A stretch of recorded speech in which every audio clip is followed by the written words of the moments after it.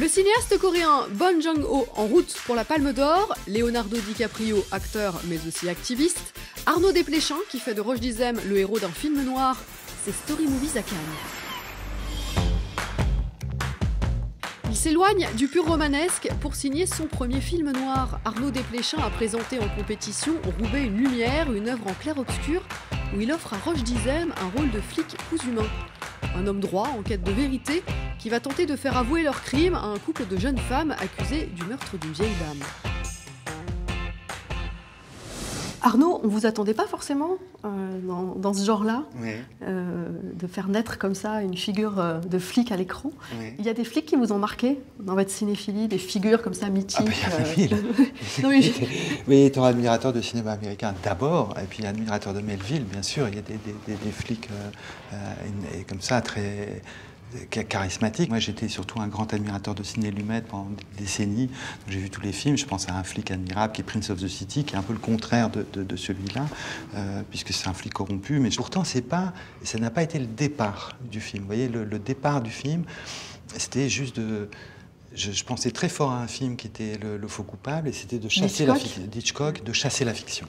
Donc, vous voyez, ces quatre acteurs, Rushdie, Antoine Reynard, Léa Seydoux et Sarah Forestier. Et tout autour, tous les flics, c'est des flics de Roubaix. On a fait le film avec les gens de là-bas. Voilà. Tous les mauvais garçons, c'est des mauvais garçons. Oui, mais c'est fou que vous me disiez ça, parce qu'il est plein de fiction de votre film. Mais oui, aussi.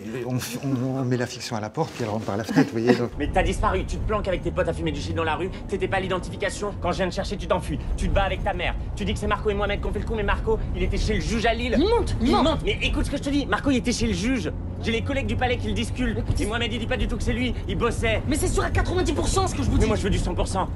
Pourquoi Roche Dizem et personne d'autre? Il a une précision de tir, si vous voulez, dans l'écoute, dans la parole, dans le truc, une précision de jeu.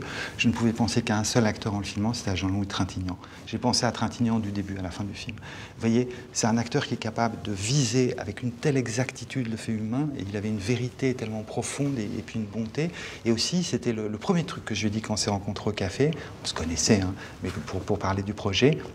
J'ai parlé du sourire de Daoud. Daoud étant le nom du personnage. Et je lui dis, je t'ai pas vu souvent sourire dans les films. C'est vrai. Et dans la vie, je te vois sourire. Et ce serait bien que tu fasses un film où tu fasses pas la gueule. Un film où tu souris tout le temps.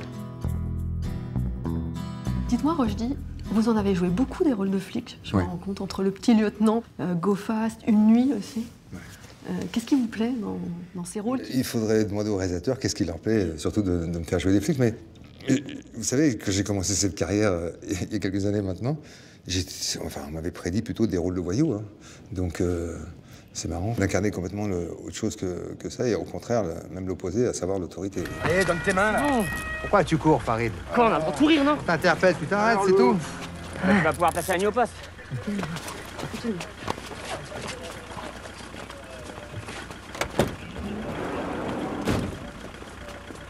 Bon, moi je vais rentrer à pied. Quelles questions vous vous posez quand vous préparez un personnage? Vous avez l'impression de toujours passer par les mêmes étapes, par la même méthode, ou c'est vraiment très lié au projet? Mais déjà, je vous fais une confidence, je me posais les mauvaises questions par rapport à ce personnage. C'est comment apporter du charisme, de la présence. C'était la démarche inverse qu'il fallait. C'est comment s'effacer et laisser les faits prendre la place qui est la leur, en fait. Parce que je pense que je suis aussi abîmé par 20 ans, 30 ans de métier. Et je crois qu'on a des béquilles et des automatismes, pour ne pas dire même des réflexes pavloviens d'acteurs. Et c'est en ça qu'Arnaud a dû intervenir, et il l'a bien fait, parce que j'ai l'impression que c'est un film qui m'a fait grandir. Il m'a emmené dans des sphères que je n'avais pas encore visitées auparavant.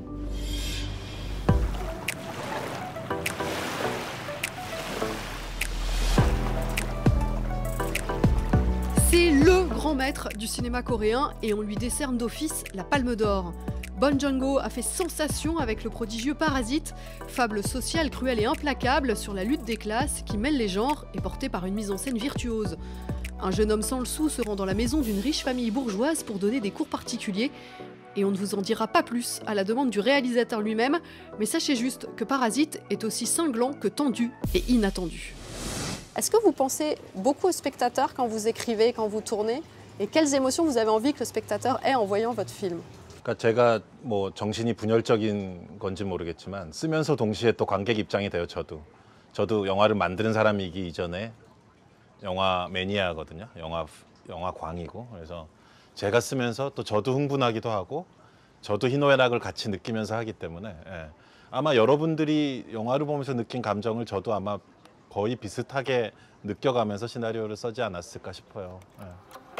넌 이 좋은 실력으로 왜 미대는 맨날 떨어지냐? 아이씨 죽을래. 서울대학교 문서 위조학과 뭐 이런 거 없나? 이 기준이에 수석이 박하겠다. 저는 이게 위조나 범죄라고 생각하지 않아요. 참으로 시의적절하다.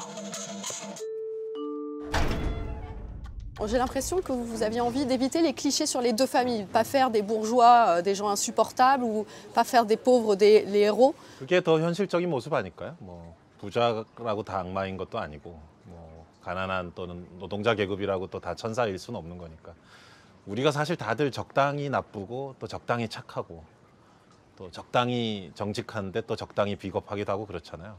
그런 모습들로 다 묘사하고 싶었어요. 모든 인물들을. 그래야 더 생생한 현실감이 올 것 같았고 특히 그 영화에서 묘사된 부자들 인물들 저는 충분히 그런 주변에서 그런 스타일의 인물들 많이 봤다고 생각해요. 되게 세련되고 매너 있고 친절하지만 또 속으로는 약간 싸늘한 어떤 냉기 같은 게 있을 수도 있는 거죠.